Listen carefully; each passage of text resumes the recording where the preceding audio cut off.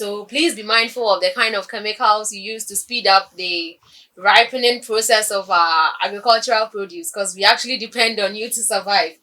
So, well, our conversation has been around African youth empowerment through agriculture and cultural heritage preservation. So far, we've been talking about empowering our youth through agriculture, and now we would move on to the cultural heritage preservation aspect.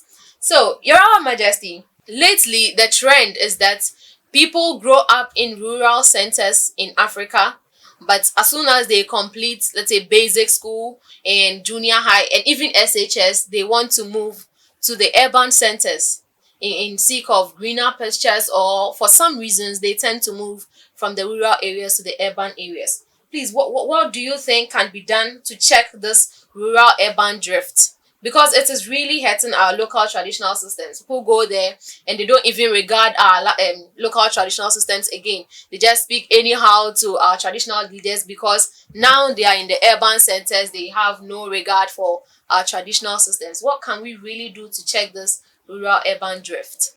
Okay, it all depends on the kind of education that will impact in the mind of our children. Um, as I'm sitting down here, I am a diasporan king.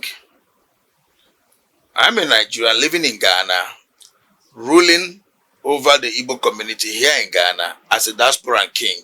The purpose of this is for we to preserve our culture, the heritage of our culture, the heritage of us as Igbo people. We have to preserve it.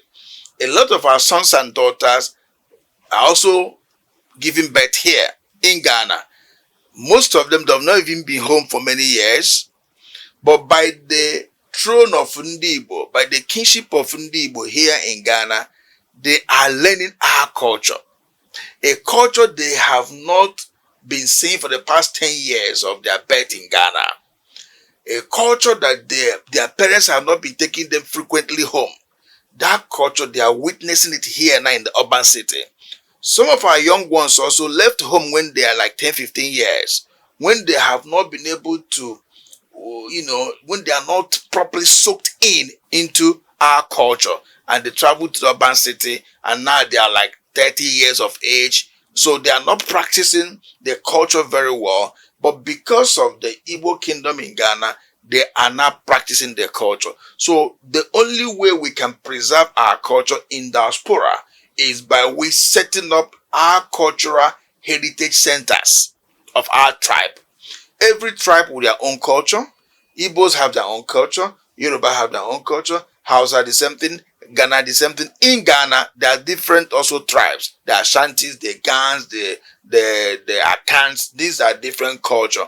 Now, if let's say those born in Ashanti region come to live in urban city in Accra here, and there is no traditional chief of Ashantis in Accra, where they always assemble to perform traditional right, to learn traditional things, it will be very difficult for them to carry on with the same thing happening at home. The Bible said, as it is in heaven, let it be same here on earth. So as the practice of the tradition is going on in Ashanti region, let it also take place here. Same in Igbo land, let it take place here. So for our people coming to urban city, going to America, going to Europe, going to London, going to Asia, to me, it does not stop them not to promote our culture. Our culture is our heritage. Our culture is our identity. Our culture is our pride. Our culture is our power and our strength. And our language is one of the most powerful tools that me and you have. Right now, my son holding our camera here is Igbo, you are Ghanaian, uncle is Ghanaian. Maybe all of us who don't have exactly the same language. If any of our siblings or our friend comes in here and are speaking a local language, we'll fall in love more to that. So our language is also the power of we and our identity. So to me, coming to the urban city is not enough reason for somebody to say, I don't want to preserve our culture. So the youth coming to urban city and our elders already living in urban city should try the best we can to promote our culture and bring our sons and daughters under one umbrella that will be able to teach them our culture for them to learn more, better than what they even know about. Because if me and you right now we're about 50 years of age and above,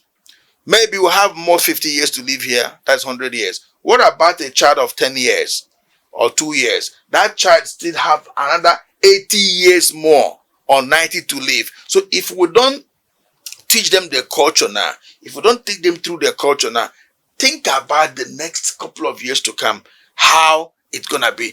It means by migration, we will lose track of who we are, where we're coming from, and the Africa we are talking about will not be how it's supposed to be. So as the youth are coming in from various villages, and as we are here also giving birth to our children, and as we are here seeing other ones, we should bring everybody together and promote our culture and make them know that our culture is our heritage. Anywhere we are, we must promote our culture.